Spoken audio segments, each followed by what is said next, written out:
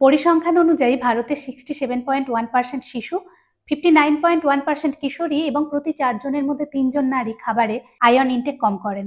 রক্তে হিমোগ্লোবিনের পরিমাণ কমে গেলে অ্যানিমিয়া দেখা দেয়। ফ্যাটিক, ল্যাক অফ এনার্জি, হলদেটে skin, shortness of breath, chest pain, হাত পা ঠান্ডা হয়ে যাওয়া, মাথা যন্ত্রণা এই ধরনের উপশমগুলো দেখা যায়।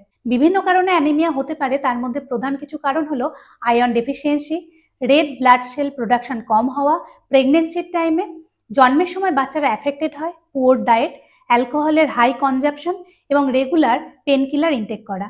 ছোট ছোট কিছু লাইফস্টাইলকে চেঞ্জ করে একে ম্যানেজ করা সম্ভব, আর এই ভিডিওতে সেই বিষয়ে আলোচনা করব। যেহেতু সংখ্যাটা নেহাতি কম নয়, আপনার পরিবারের মা, দিদি, বোন, স্ত্রী এবং পরিচিত বান্ধবীদের সঙ্গে ভিডিওটা অবশ্যই শেয়ার করুন।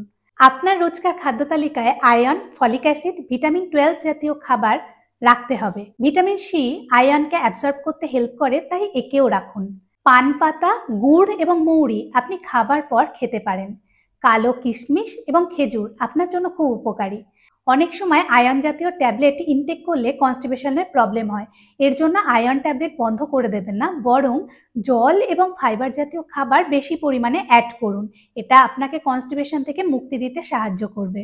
কিছু জিনিস আপনাকে অ্যাভয়েড করতে হবে। আয়রন জাতীয় খাবারের সঙ্গে ক্যালসিয়াম জাতীয় খাবার আপনি একই টাইমে খাবেন না, যেমন বিটরুট রায়তা, খেজুরের সঙ্গে দুধ, আয়রন ট্যাবলেটের সঙ্গে দুধ।